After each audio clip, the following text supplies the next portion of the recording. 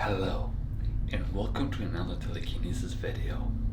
Today we're talking about strengths and weaknesses. What do I mean by that? When you're in life and you work on some goals or you just try to achieve something, everybody has strengths and weaknesses.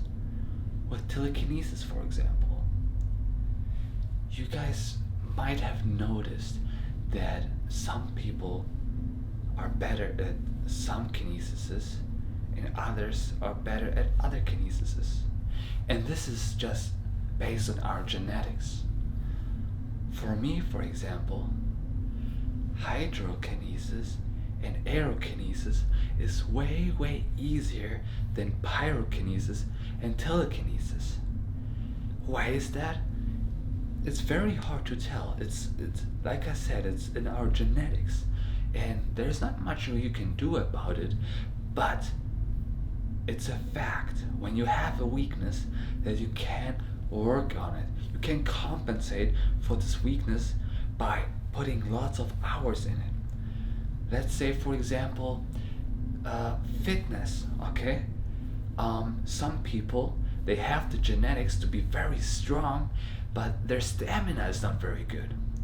And of course, they can compensate by going on long runs if they have a bad stamina and focus on this weakness, so it might become some kind of a strength, where at least average, it just takes more time as opposed to working on your strength. Let's say you're strong, but just working on your strength and become even stronger. This is easier for some people, okay?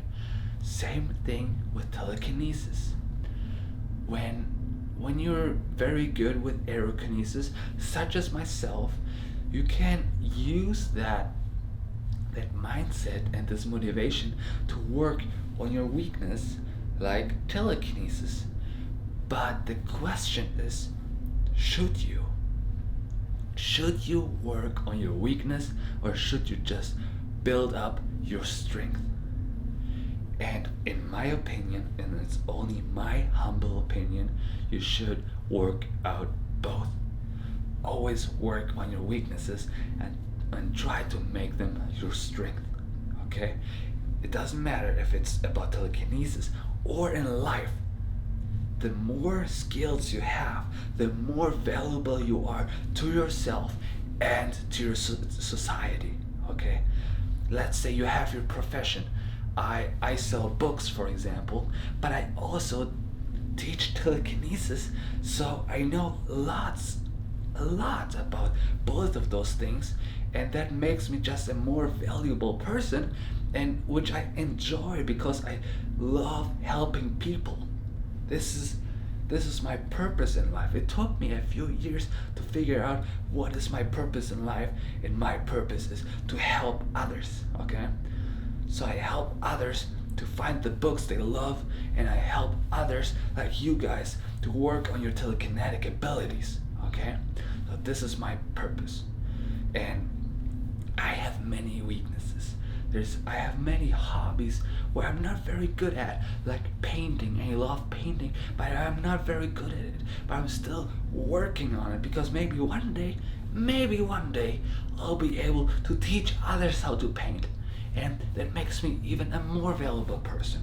So I just try to give some kind of quality back from all the work I put into my own skill set.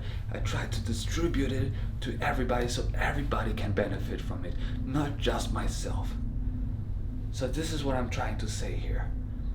Everybody has strengths and weaknesses, but in my opinion, don't ignore your weaknesses. Work on them, but work even harder on your strengths. That way you can be successful, and that way you can become a valuable person to society. And it's my goal. It could be your goal too. I hope that was clear. I hope that was helpful. And if you have any questions about strengths and weaknesses and how to build them up, please let me know in the comments below. I am here to help you, okay? Your guru, and have a good day.